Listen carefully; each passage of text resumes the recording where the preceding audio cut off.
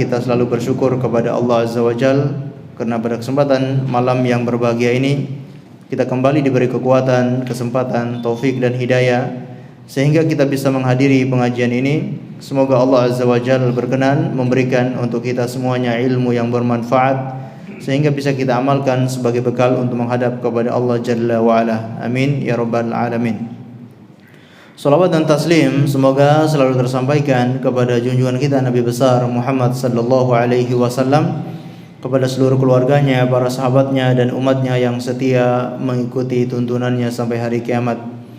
Ma'asyiral muslimin wal muslimat, a'azzani Allah wa iyyakum. Seperti biasanya kita lanjutkan membahas kitab Ahkamul Janaiz, hukum-hukum seputar jenazah yang ditulis oleh Syekh Al-Albani rahimahullahu taala. Dan kita masih membahas tentang ziaratul kubur, bab ziarah kubur.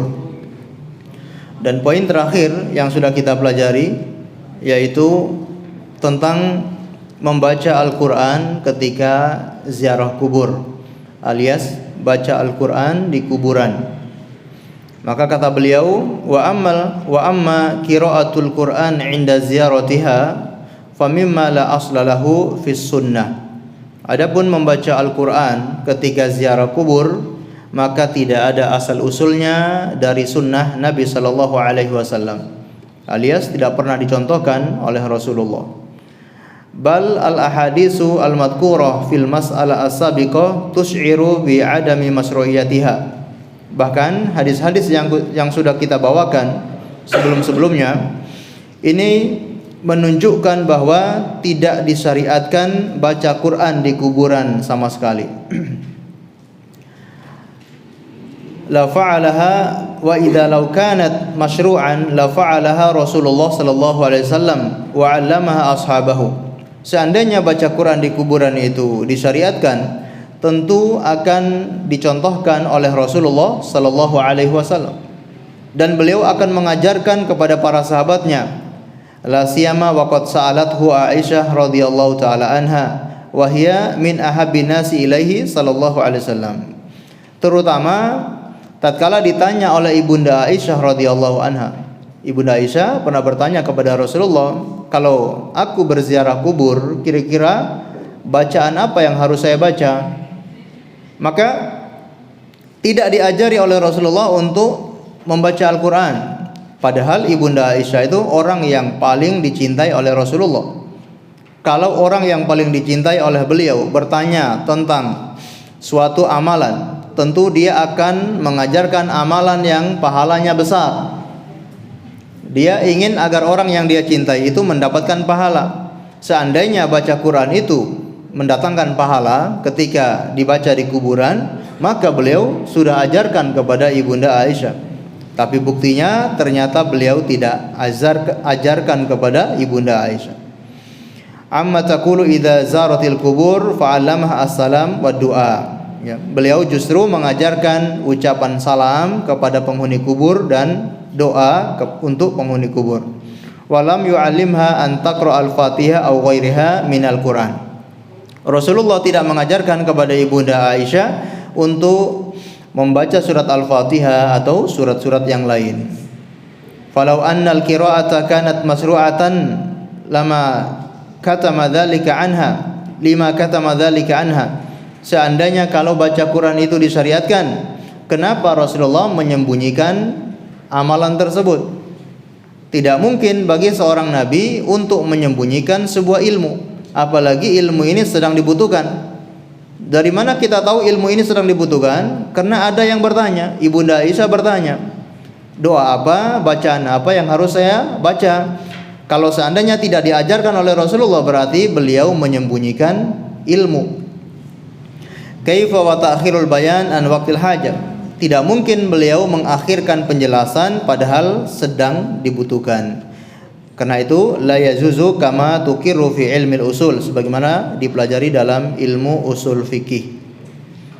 Baik. Ini yang sudah kita bahas di pertemuan sebelumnya. Ya, di antara dalil-dalil bahwa tidak boleh membaca Al-Qur'an di kuburan adalah sabda beliau, la taj'alu buyutakum maqabira. fa inna syaitana yafirru minal baitil ladzi yuqra'u fihi suratul Baqarah. Jangan kalian jadikan rumah-rumah kalian itu kuburan. Ini maknanya bisa berarti jangan menguburkan jenazah di rumah. Tidak boleh menguburkan mayat di dalam rumah. Jangan jadikan rumah-rumah kalian kuburan. Makna yang lain, jangan jadikan rumah kalian seperti kuburan, karena tidak pernah dibacakan Al-Quran. Fa inna syaitana yafirru minal bait alladzi yuqra'u fihi suratul Baqarah. Sesungguhnya syaitan itu akan lari dari rumah yang dibacakan di dalamnya surat Al-Baqarah. Ini dalil yang sangat tegas bahwa rumah yang tidak dibacakan Al-Quran itu seperti kuburan. Karena kuburan itu tidak untuk membaca Al-Quran, maka disamakan rumah yang tidak dibacakan Al-Quran. Rumah yang tidak dibacakan Al-Quran disamakan oleh Rasulullah seperti apa tadi? Kuburan. Karena kuburan itu bukan untuk membaca Al-Quran.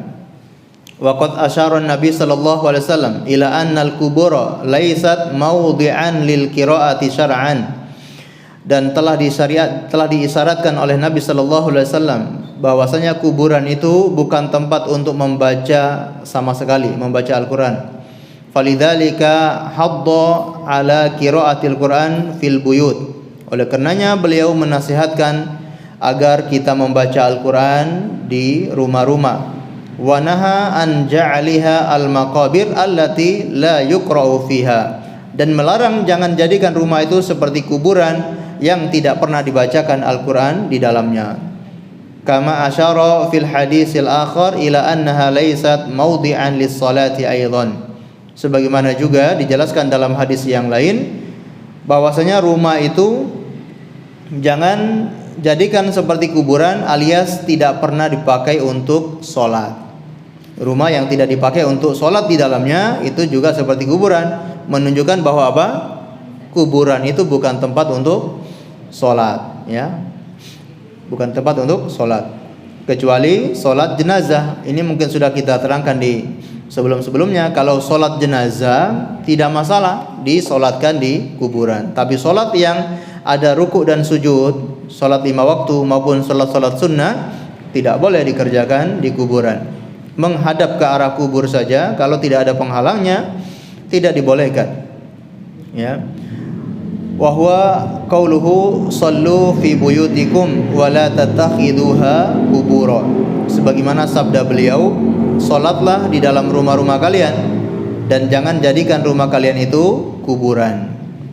Dan ini tentunya bukan salat 5 waktu. Beliau perintahkan kita salat di rumah. Kalau bagi laki-laki itu salat-salat sunnah, ya. Karena bagi laki-laki salat berjamaah itu wajib. Baik. Disebutkan oleh Syekh Al-Albani rahimahullahu taala, begitupun di dalam Sahih Bukhari, Imam Bukhari memberikan sebuah bab dalam bukunya, yaitu bab karahiyatis salati fil maqabir, bab dibencinya salat di kuburan.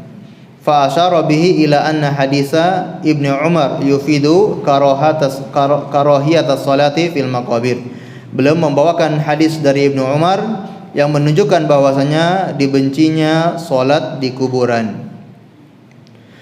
Baik. Kata Syekh Al-Albani, walidzalika kana madhhabu jumhur salaf ka Abi Hanifah wa Malik wa ghairihim karahiyatal qiraati 'indal kubur. Begitu juga madhabnya jumhur ulama dari kalangan salaf seperti Imam Abu Hanifah, Imam Malik dan yang lainnya. Mereka semua membenci membaca Al-Quran di kuburan. Wa huwa qaulul Imam Ahmad, itu juga pendapatnya Imam Ahmad. Wa qala Abu Dawud, begitupun pendapatnya ahlul hadis seperti Imam Abu Dawud dan yang lainnya. Kata Imam Abu Dawud, sami'tu Ahmad su'ila anil qiraati 'indal qabr. Aku mendengar dari Ahmad ibni Hanbal, beliau ditanya tentang hukum membaca Al-Quran di kuburan. Faqala, beliau menjawab, la, jangan lakukan, jangan baca Al-Quran di kuburan. Wa qala Syekhul Islam Ibnu Taimiyah, berkata Syekhul Islam Ibnu Taimiyah dalam bukunya Iqtida'us Shiratil Mustaqim, kata beliau, wala yuhfadhu anis Syafi'i nafsihi fi hadhil mas'alah kalamun, dan tidak dihafalkan dari Imam Asy-Syafi'i sendiri tentang masalah ini, ya, pendapat beliau. Wa dzalika li anna dzalika kana 'indahu bid'ah. Hal itu karena menurut Imam Asy-Syafi'i sendiri membaca Al-Qur'an di kuburan perkara bid'ah. Ya, ini menurut Imam Asy-Syafi'i sendiri itu perkara yang bid'ah. Wa qala Malik, berkata Imam Malik, ma 'alimtu ahadan yaf'alu dzalik. Aku tidak mengetahui para sahabat melakukan hal itu. Fa 'ulima anna as-sahabata wat tabi'ina ma kanu yaf'aluna. Maka bisa diketahui bahwa para sahabat kemudian generasi setelahnya dari kalangan tabi'in, mereka tidak melakukan hal itu, tidak membaca Al-Qur'an di kuburan. Taib. Wal qira'atu 'alal mayit ba'da mautihi bid'atun.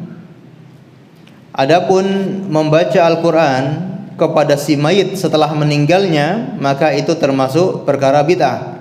Bi khilafil qira'ah 'alal muqtadir fa innaha tustahab.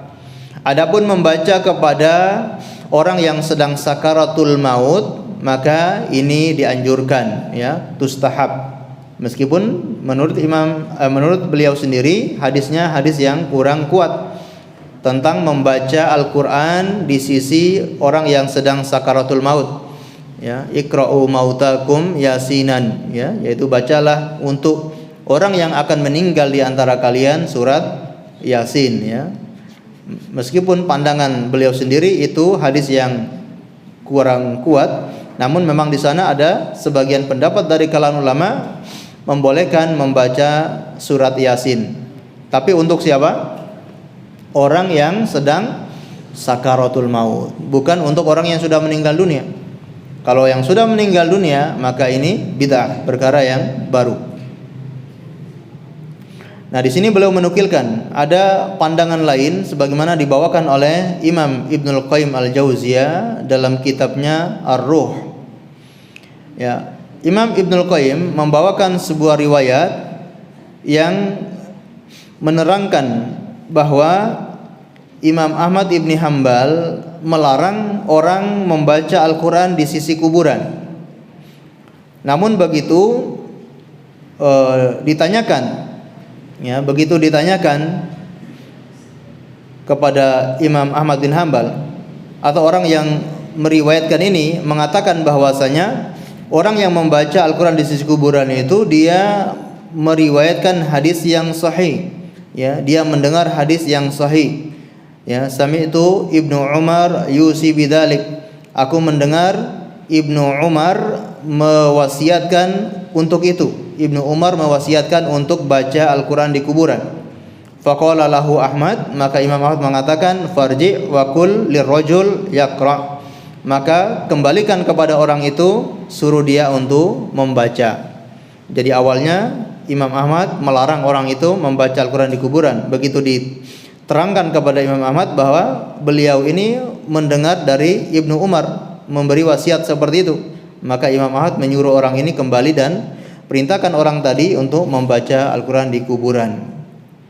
Nah, ini dijawab oleh Syekh Al-Albani, ya, cukup panjang bantahan beliau bahwa anna fi thubuti hadhil qissah an Ahmad nadhar, ya.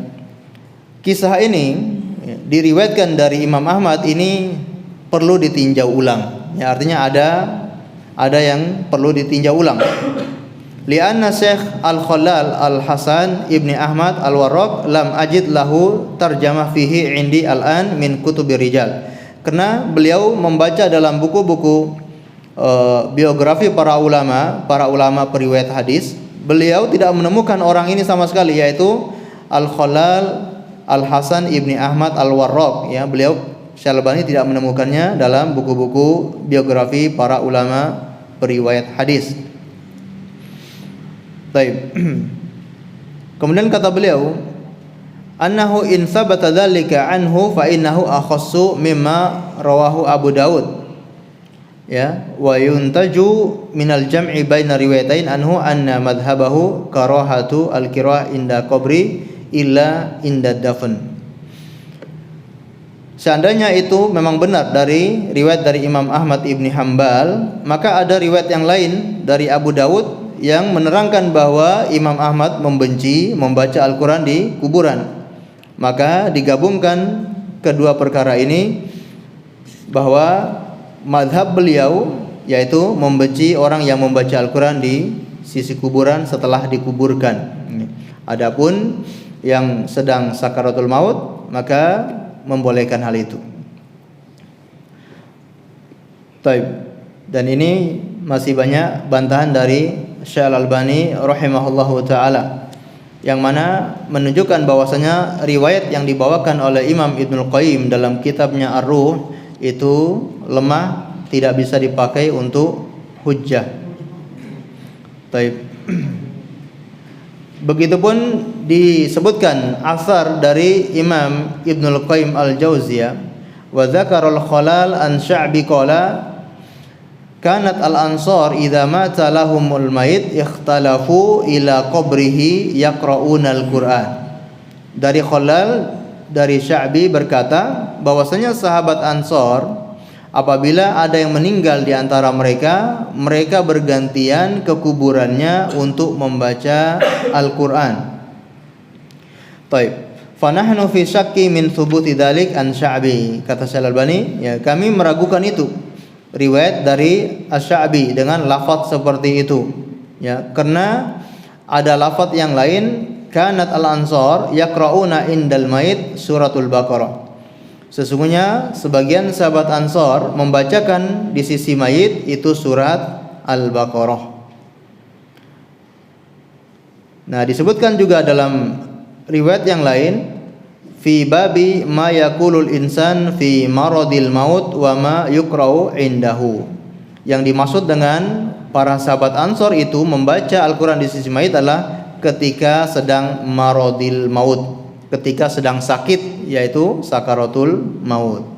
Jadi bukan ketika sedang sudah dimakamkan, bukan di kuburan, tapi riwayat yang sahih adalah ketika sedang sakaratul maut. Taib. Allahu a'lam bis-shawab.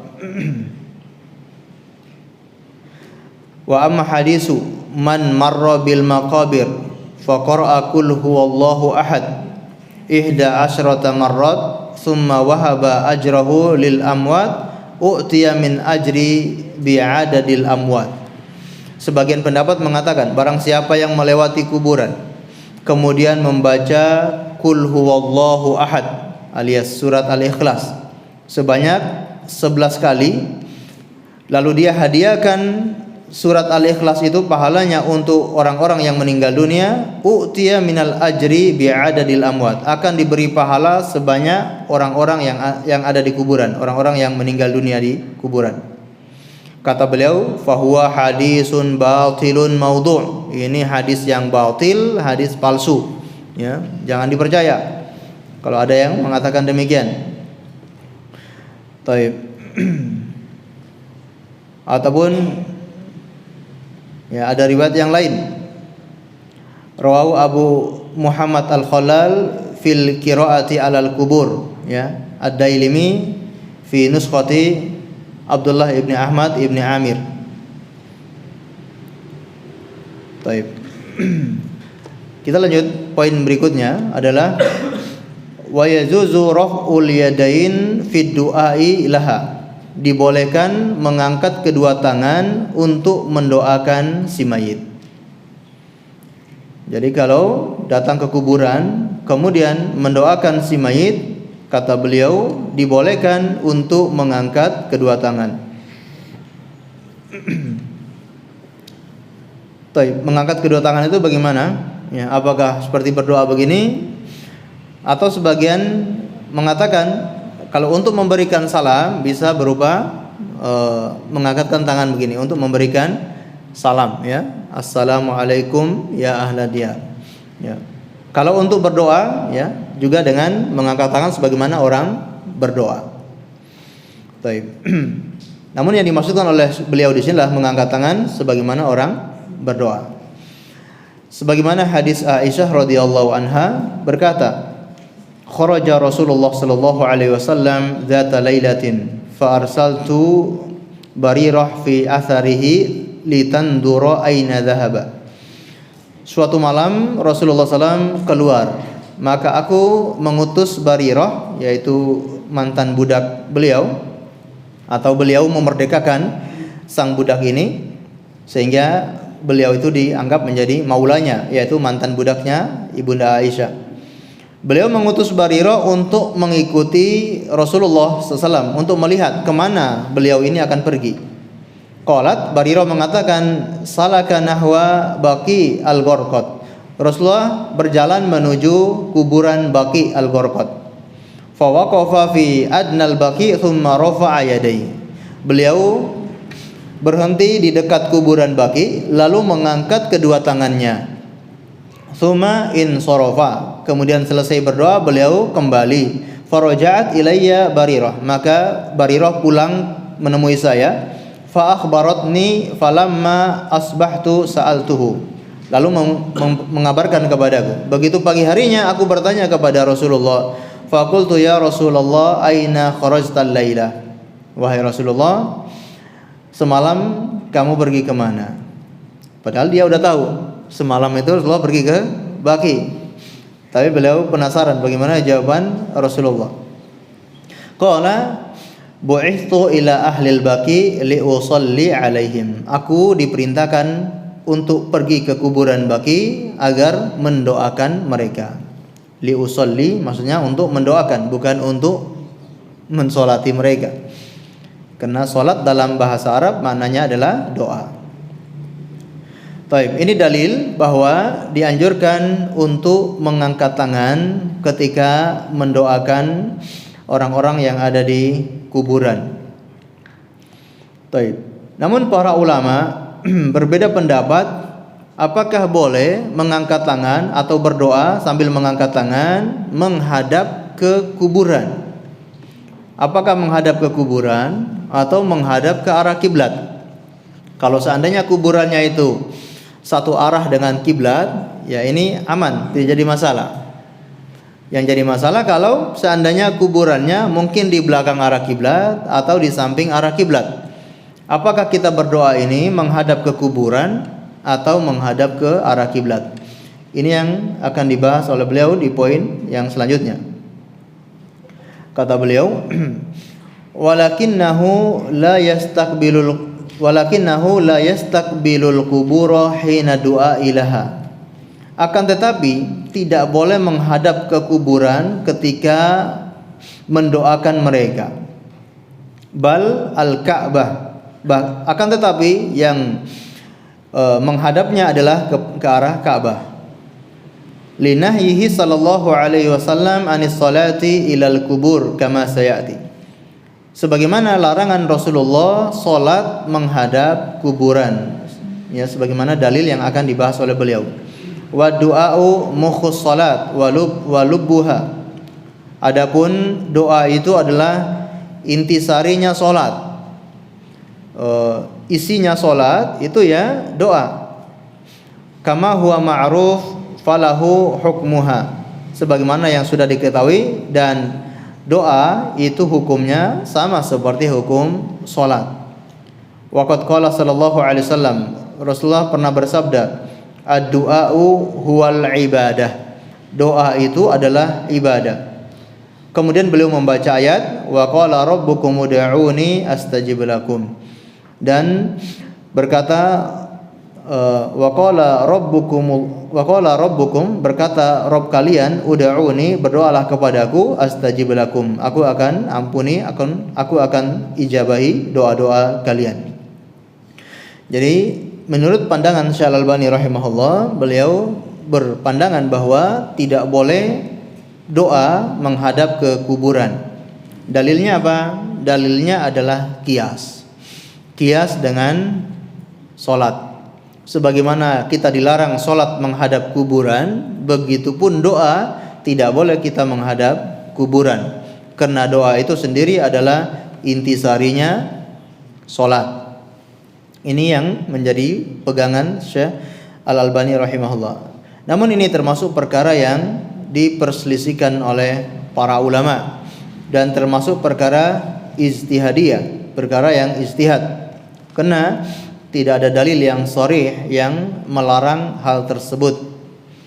Bahkan nanti akan kita jelaskan bagaimana pandangan Syekh bin Baz rahimahullahu taala, bahwa beliau mengatakan tidak mengapa kita doa menghadap kuburan. Namun di sini perlu kita perhatikan. Di sini beliau akan membawakan beberapa pandangan para ulama tentang hukum doa menghadap kuburan. Namun perlu kita bedakan terlebih dahulu antara salam kepada penghuni kubur dengan mendoakan penghuni kubur.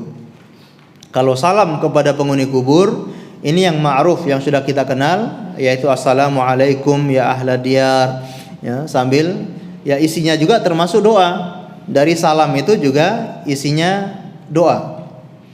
Nah, kalau masalah ini insya Allah para ulama sepakat tidak ada masalah menghadap kuburan. Kalau kita salam menghadap ke kuburan, ya, meskipun di sana ada doa, ya, itu tidak masalah. Jadi doa ketika salam kepada kuburan.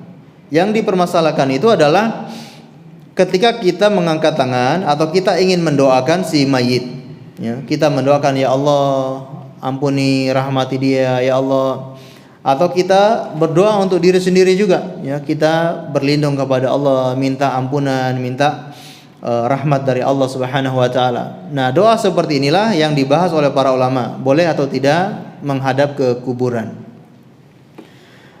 Baik. Beliau membawakan beberapa pandangan ulama, ya.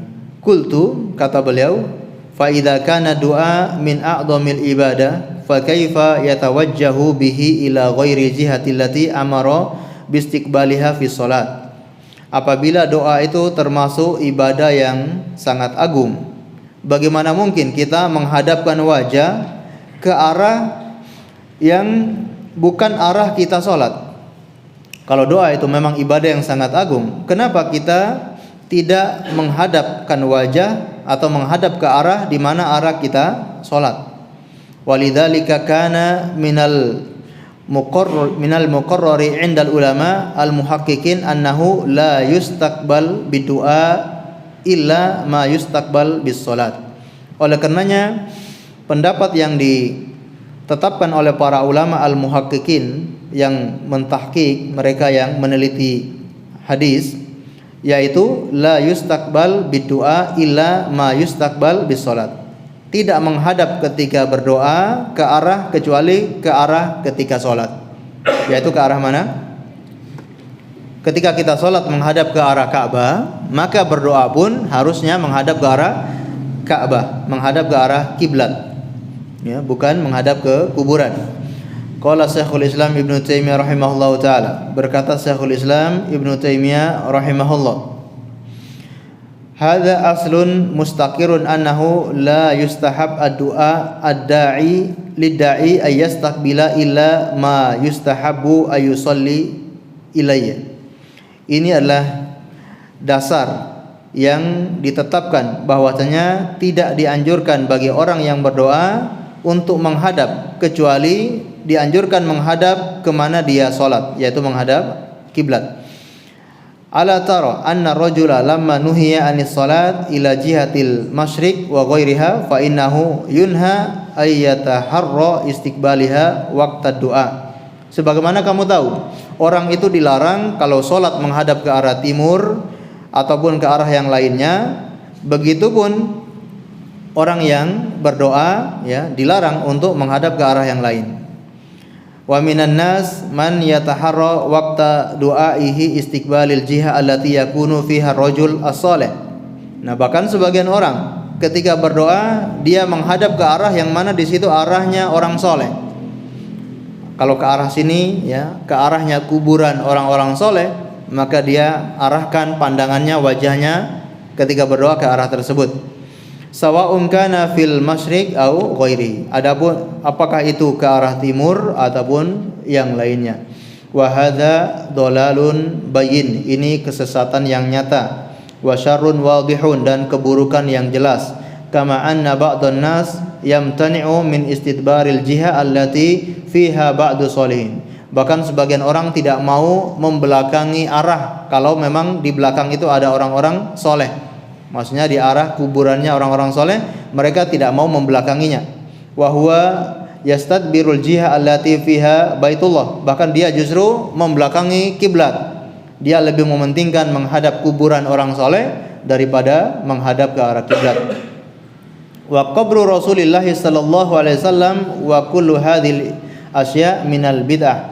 Ya. Atau ada orang yang berdoa menghadap ke kuburan Rasulullah, ya, tidak menghadap ke arah kiblat, malah menghadap ke kuburan Rasulullah. Dan ini semua termasuk perkara yang bid'ah, allati tudaru dinin Nasara, yang mana itu bisa menyerupai agama Nasara. Wa dzakara qabla dzalika bisuturi anil Imam Ahmad wa ashabi Malik annal masyru' istiqbalil qiblah bidua hatta inda qabrin Nabi sallallahu alaihi wasallam ba'da as-salami alaihi. Dan disebutkan dari Imam Ahmad dan juga Imam Malik, yang disyariatkan ketika berdoa adalah menghadap ke arah kiblat meskipun di sisi kuburan Rasulullah setelah mengucapkan salam. Berarti kalau mengucapkan salam dibolehkan menghadap ke kuburan Rasulullah. Orang ketika ziarah ke kuburan Nabi, ya, boleh ketika mengucapkan salam menghadap ke kuburan. Namun kalau pengen berdoa, maka membelakangi kuburan lalu menghadap ke arah kiblat. Wa huwa madhhabus Syafi'i aidan. Ini juga pendapatnya Asy-Syafi'i juga. Berkata Imam An-Nawawi, wa qala al-Imam Abul Hasan Muhammad ibni Marzuq Az-Za'farani wa kana minal fuqaha'i al-muhaqqiqin fi kitabihi al-Janaiz. Beliau membawakan pendapat Imam Abul Hasan Muhammad ibni Marzuq Az-Za'farani. Ya, beliau termasuk para fuqaha yang mentahqiq dalam kitabnya Jenazah. Wala yastalimu al-qabra biyadi. Tidak boleh mengusap-ngusap kuburan dengan tangan. Wala yuqabbilu, dan tidak boleh mencium kuburan. Wa ala hadza madati sunnah, dan itulah yang sesuai sunnah Rasulullah. Ya, tidak dianjurkan untuk mengusap-ngusap kuburan, mengusap-ngusap batu nisannya ataupun kuburannya, ataupun sampai mencium kuburan tersebut. Wastilamul kubur wa takbiluha alladhi yaf'aluhu al-awam al-an minal mubtadi'at al-munkarah syar'an. Adapun mengusap-ngusap kuburan, mencium-cium kuburan yang dilakukan oleh kebanyakan orang-orang awam sekarang ini termasuk perkara bid'ah yang mungkar secara syariat. Wa yanbaghi tajannubu fi'lihi, maka seharusnya kita menjauhi perbuatan seperti itu. Wa yanha fi'luhu, dan harusnya kita melarang untuk melakukan hal itu. Wa qala faman qasada salam ala mayitin sallama alaihi min qibali wajhihi. Adapun kalau dia pengen mengucapkan salam kepada si mayit, maka tidak masalah dia menghadap ke kuburan tersebut. Wa idza arada du'a tahawwala an maudhi'ihi wastaqbalal qiblah. Adapun kalau dia pengen berdoa, maka dia merubah posisinya, dia merubah arahnya ke arah kiblat. Baik, ini yang tadi sudah kita jelaskan bahwasanya kalau untuk mengucapkan salam maka dibolehkan untuk menghadap ke arah kiblat, ke arah kuburan. Namun kalau untuk berdoa maka menghadap ke arah kiblat. Dan ini juga pendapatnya Imam Abu Hanifah, sebagaimana kata Syekhul Islam Ibnu Taimiyah. Ya, wa madhabu a'immatil arba', madhab imam yang 4, Malik, Abu Hanifah, Asy-Syafi'i dan Ahmad dan yang lainnya min a'immatil Islam, dari ulama-ulama Islam, anna rajula idza sallama 'ala nabi sallallahu alaihi wasallam wa arada ayyad'u bi nafsihi fa innahu yastaqbilul qiblah. Barang siapa seorang yang pengen mengucapkan salam kepada Nabi sallallahu alaihi wasallam lalu dia pengen berdoa, maka dia menghadap ke arah kiblat. Waqtalafu fi waqti salam alaihi. Namun para ulama berbeda pendapat ketika mengucapkan salam kepada Rasulullah. Faqala thalatha. Imam yang tiga mengatakan, yaitu Imam Malik, Asy-Syafi'i dan Ahmad, yastaqbilul hujrati wa yusallimu alai min tilqa'i wajhihi. Imam Malik, Imam Syafi'i dan Imam Ahmad berpendapat kalau ketika mengucapkan salam kepada Rasulullah maka menghadap ke arah kuburan Rasulullah. Wa qala Abu Hanifah, Imam Abu Hanifah memiliki pandangan lain. La yastaqbilul hujrati waqtas salam kama la yastaqbiluha waqtad du'a bittifaqihim. Tidak boleh menghadap ke kuburan Rasulullah ketika mengucapkan salam, begitupun tidak boleh menghadap kuburan Rasulullah ketika ingin berdoa. Namun pendapat Imam Abu Hanifah ini juga terbagi menjadi dua lagi. Ada dua pandangan dalam mazhab Imam Abu Hanifah. Yang pertama, tidak menghadap ke kuburan Nabi. Lalu menghadap kemana? Ya. Pandangan mazhab Imam Abu Hanifah tidak boleh menghadap ke kuburan Nabi. Lalu ke arah mana kita menghadap? Ada dua pandangan. Yang pertama, membelakangi kuburan Nabi. Pandangan yang kedua yaitu menjadikan kuburan Nabi di sisi kiri.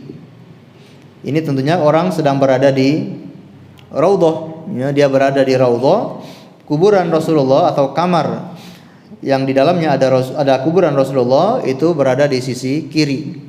Maka dia menghadap ke arah kiblat dan menjadikan kuburan di arah kirinya.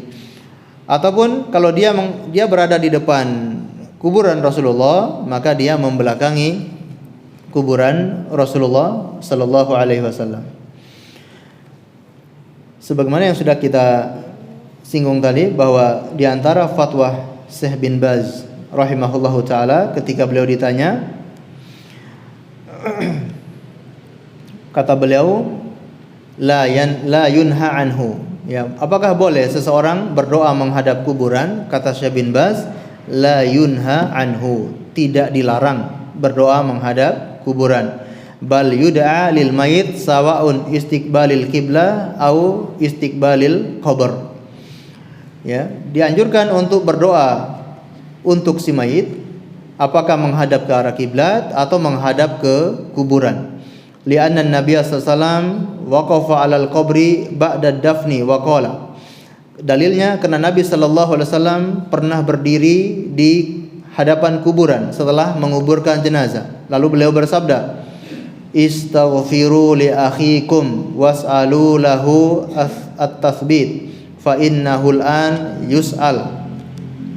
Mohonkan ampun untuk saudara kalian ini dan mohonkan dia keistiqomahan, mohonkan dia keteguhan, karena sesungguhnya sekarang ini dia sedang ditanya oleh malaikat. Kata Syekh bin Baz, walam yakul istiqbalu al-qiblah. Rasulullah tidak mengatakan kalian menghadaplah ke arah kiblat. Beliau hanya mengatakan istighfarkan, mintakan ampun, berdoalah untuk saudara kalian ini. Beliau tidak mengatakan kalian menghadap ke arah kiblat.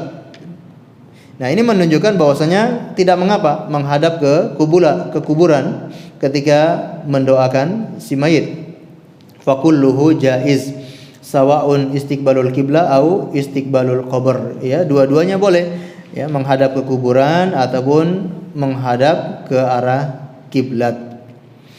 Allahu alam bissawab, ya. Ulama-ulama yang melarang berdoa menghadap ke kuburan alasannya adalah dikhawatirkan terjerumus dalam kesyirikan, ya. Itu alasan mereka. Kenapa mereka melarang tidak boleh berdoa menghadap ke kuburan? Karena khawatir orang bisa mengagungkan kuburan tersebut, bahkan sampai minta kepada si penghuni mayit tersebut, ya, si penghuni kubur tersebut. Sebagaimana yang disebutkan oleh Syekhul Islam Ibnu Taimiyah tadi, bahwa sebagian orang itu kalau berdoa menghadap ke kuburan orang soleh, berarti memang mereka niatnya pengen minta kepada orang-orang soleh tersebut. Nah, ini yang dilarang. Adapun doa ketika ziarah kubur, ya, pendapat yang kuat sebagaimana yang dibawakan oleh Syekh bin Baz ini, ketika ziarah kubur, ya, kita menghadap ke kuburan. Kalau bertepatan menghadap ke arah kiblat, ya ke arah kiblat. Tapi kalau posisinya tidak ke arah kiblat, ya kita hadap ke kuburan dan itu lebih dekat. ya, daripada membelakangi kuburan. Ya. Dan juga kata beliau di sini, ya, doa ulil mayit wahum mujtami'una haulal kubur, ya. Para sahabat tadi itu mendoakan untuk si mayit ini dan mereka sedang mengitari dekat ke arah kubur. Ya, itu lebih dekat. Ya. Adapun karena kalau menghadap ke kuburan itu bisa menimbulkan pengagungan kepada penghuni kubur atau bahkan minta-minta kepada penghuni kubur, maka ini tentunya dilarang, ya. Baik. Allahu alam bissawab. Namun kalau untuk ziarah kubur sebagaimana kita terangkan tadi, tidak masalah memberikan salam, ya. Yang mana di dalam salam itu ada doanya, itu tidak masalah. Tapi kalau kita di kuburan pengen berdoa kepada Allah Subhanahu wa taala, maka para ulama menganjurkan untuk menghadap ke arah kiblat. Ya, meskipun Syekh bin Baz, ya, tidak mempermasalahkan ketika menghadap ke kuburan tersebut. Baik. Allahu alam bissawab.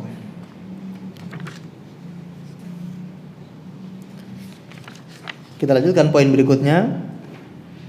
Wa idza zara kuburul kafir fala yusallim alaihi wa la yad'u lahu bal yubashshirhu bin nar. Apabila seseorang berziarah ke kuburan orang kafir, maka tidak memberi salam kepada mereka. Tidak dianjurkan untuk memberikan salam. Ya, tidak boleh memberikan salam. Karena tujuan ziarah kuburan orang kafir mungkin sudah kita terangkan di pertemuan sebelumnya. Untuk apa? Tujuan kita ziarah kubur orang kafir hanya untuk mengingatkan akan akhirat, ya, untuk mengingat mati, bukan untuk mendoakan mereka, bukan untuk memberi salam kepada mereka. Bahkan di sini dianjurkan untuk memberikan kabar gembira, ya, akan masuk neraka, ya. Memberikan kabar gembira kepada mereka bahwa tempat kembali mereka di neraka. Sebagaimana Rasulullah SAW memerintahkan kepada seseorang yang baru masuk Islam, ya. Ja'a A'rabiyun ila Nabi sallallahu alaihi wasallam faqala, datang seorang Arab Badui menemui Nabi sallallahu alaihi wasallam lalu berkata, "Inna abi kana yasilur rahim wa kana fa aina huwa?" Sesungguhnya ayah saya itu orangnya sangat baik. Dia menyambung silaturahim dan dia wakana melakukan kebaikan ini, disebutkan kebaikan-kebaikannya. Lalu di mana tempat kembalinya? Faqala finnar. Rasulullah mengatakan tempat kembali ayah kamu di neraka. Faka'annal a'rabi wajada min dzalik. Maka orang Arab Badui ini sedih mendengar perkataan itu. Faqala ya Rasulullah fa aina abuka? Wahai Rasulullah, kalau begitu ayah kamu di mana? Ya. Nah, ini dalam riwayat yang lain disebutkan, ya, sama, ya. Ayah saya dan ayah kamu, ya, berada di dalam neraka. Kemudian kata Rasulullah, haitsuma mararta biqabrin kafir fabashshirhu binar. Tiap kali kamu melewati kuburan orang kafir, maka kabarkan kepadanya, ya, tentang neraka. Kamu akan masuk neraka, ya, ketika melewati kuburan orang kafir. Kalian akan tempat kembalinya di neraka dan seterusnya. Qala fa aslamal a'rabiyyu ba'da. Maka orang Arab Badui ini masuk Islam setelahnya. Faqala, lalu dia berkata, laqad kallafani Rasulullah sallam taba'an ma marartu biqabrin kafir illa basyartuhu binar. Rasulullah telah membebani saya sebuah amalan, yaitu apabila saya melewati kuburan orang kafir, saya selalu memberikan kabar kepada mereka untuk neraka. Baik. Nah, intinya tidak boleh memberikan salam atau mendoakan orang kafir, ya. Justru kita diperintahkan untuk memberikan kabar tentang neraka kepada mereka. Baik, sebelum kita lanjutkan, kita dengarkan azan terlebih dahulu, ya, kemudian kita lanjutkan sedikit insyaallah.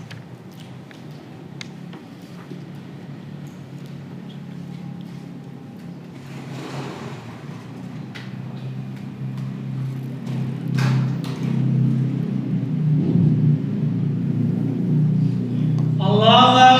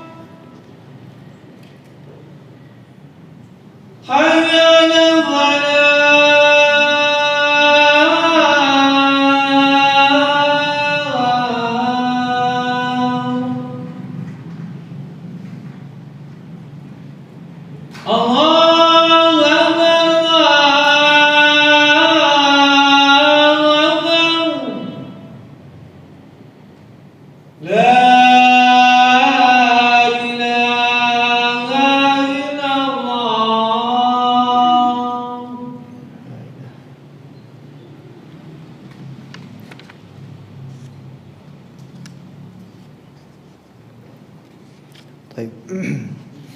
Ma'asyiral muslimin wal muslimat, a'azinallahu wa iyyakum. Poin berikutnya, wala yamshi baina kuburil muslimin fi na'lai. Tidak boleh berjalan di antara kuburan kaum muslimin menggunakan alas kaki, ya, menggunakan sendal ataupun menggunakan sepatu. Sebagaimana hadis dari Bashir bin Al-Khassasiyah berkata, bainama umashi Rasulullah sallallahu alaihi wasallam, suatu ketika aku berjalan bersama Rasulullah sallallahu alaihi wasallam, ata ala kuburil muslimin, maka beliau melewati kuburan kaum muslimin. Fa bainama huwa yamshi idhanat minhu nadratun. Ketika beliau berjalan itu, pandangan beliau tertuju kepada seseorang. Fa idza huwa birajulin yamshi bainal kubur ala na'lan. Ternyata orang itu berjalan di antara kuburan kaum muslimin menggunakan dua sendal, yang menggunakan alas kaki. Faqala ya sahiba as-sabtiyataini.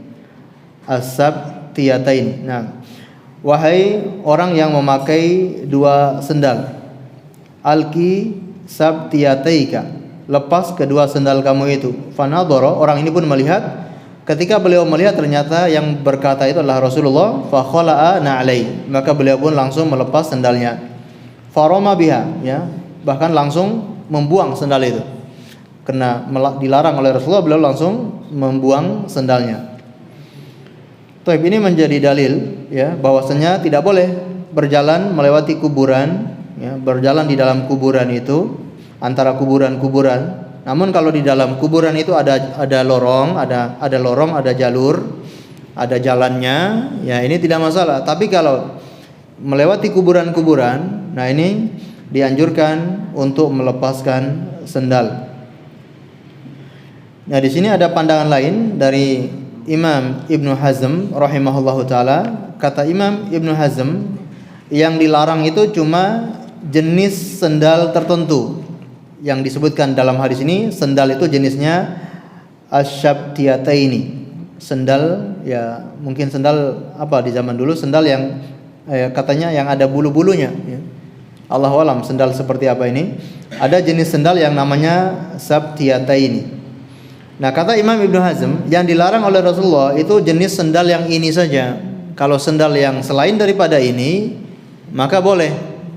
Namun kata Syekh Al-Albani, wa huwa jumudun syadid. Ini sangat bertentangan, ya. Ini sangat keliru gitu ya. Kalau dari hadis ini dipahami hanya sendal itu saja. Adapun pendapat Imam Al-Khattabi, kenapa tidak boleh memakai sendal di kuburan?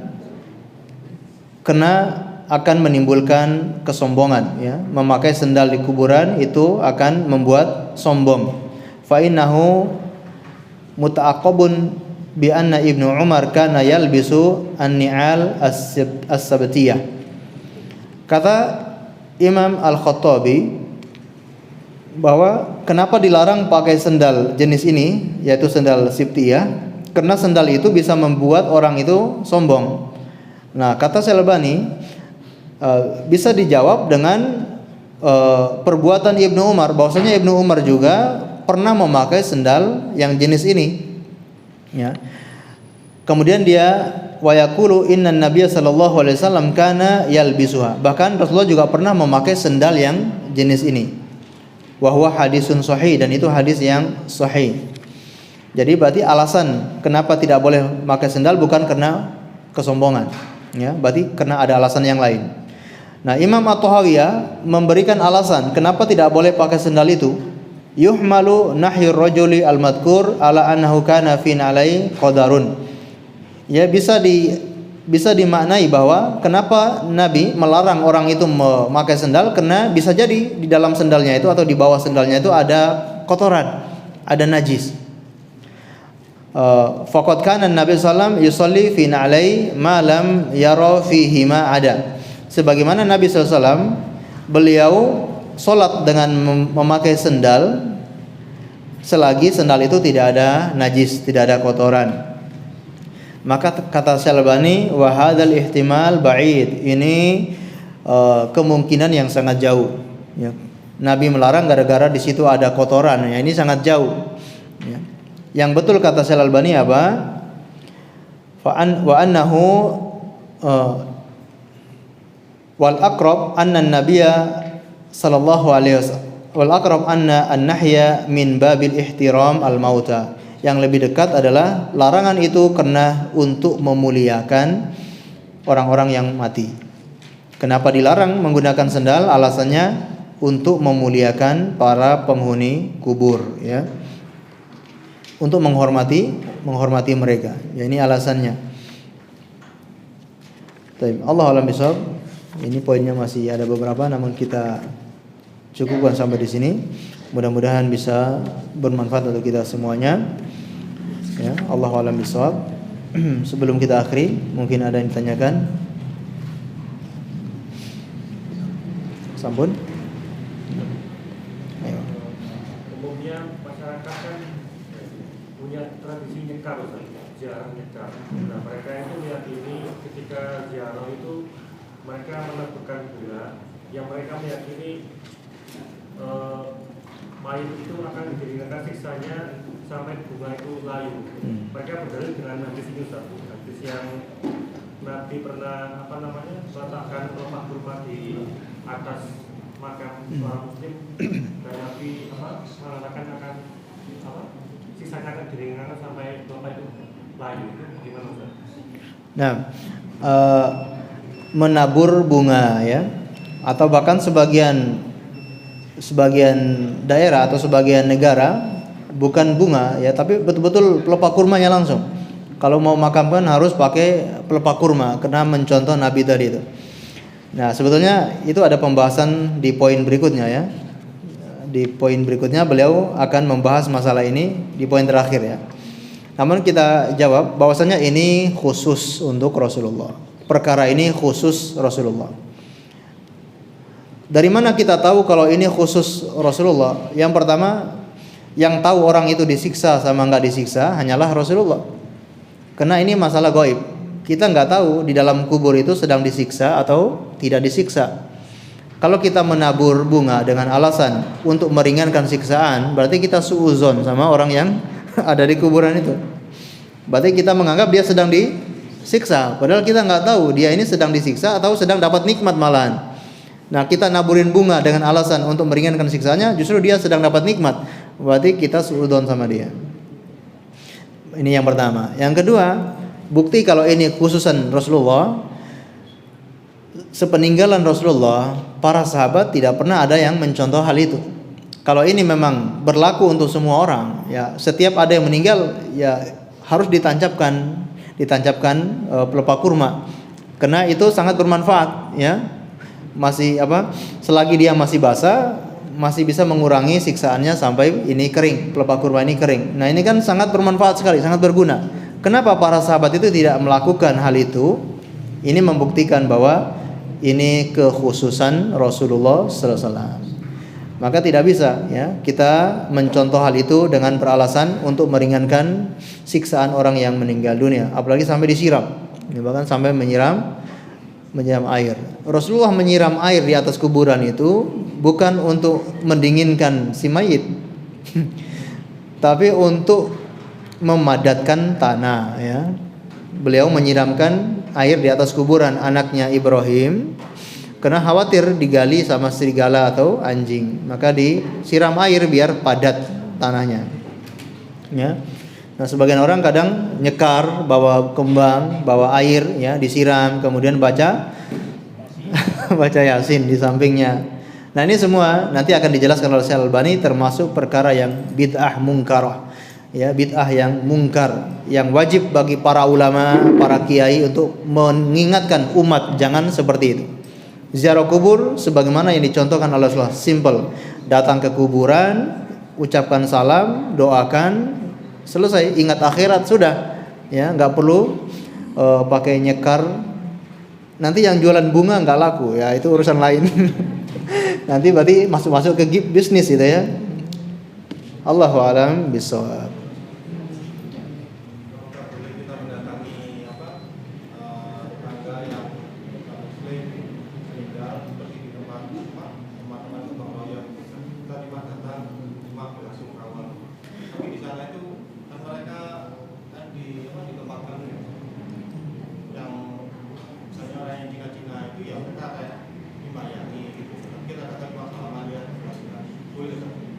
Ya, tidak masalah ya. Kita datang dengan tujuan untuk menunjukkan agama Islam itu agama yang rahmatun lil alamin, dan itu sebagaimana difatwakan oleh Syekh Utsaimin dan yang lainnya. Enggak masalah kita bertakziah ke keluarga orang kafir yang meninggal dunia dengan tujuan ya untuk menunjukkan bahwa agama Islam itu agama yang penuh rahmat ya. Tapi harus diperhatikan jangan sampai kita ikut-ikutan ritual-ritual yang ada pada tradisi mereka. Ini yang berbahaya. Kita datang dan yakin tidak terbawa dengan ritual-ritual mereka, ya enggak masalah. Kita datang dan membela sungkawa dengan tujuan ya mereka bisa menarik untuk masuk Islam. Nah, boleh juga mengiringi sampai kuburan dengan niat untuk ingat akhirat ya. Nah, Allahu a'lam bishawab.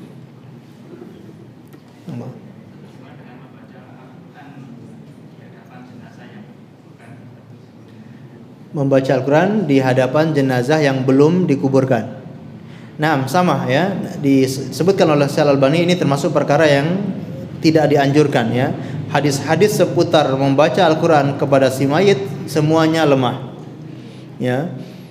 Bahkan beliau juga mengatakan membaca kepada orang yang sedang sakaratul maut pun beliau menganggap itu hadis yang lemah, meskipun sebagian ulama menganggap itu enggak masalah. Nah, yang dibolehkan itu hanyalah yang sedang sakaratul maut. Itu yang diberi keringanan oleh para ulama. Membaca Al-Quran kepada orang yang sedang sakaratul maut.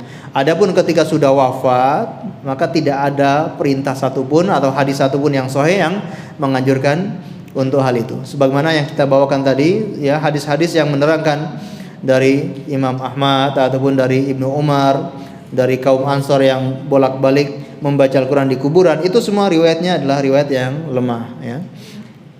Allahu a'lam bishawab. Nah, sampun. Baik, kita akhiri dengan membaca doa kafaratul majlis. Subhanakallahumma bihamdika asyhadu an la ilaha illa anta astaghfiruka wa atubu ilaik. Wa sallallahu ala nabiyyina Muhammad wa ala alihi washabbihi wasallam. Terima kasih atas segala perhatiannya. Mohon maaf atas segala kekurangannya. Assalamualaikum warahmatullahi wabarakatuh.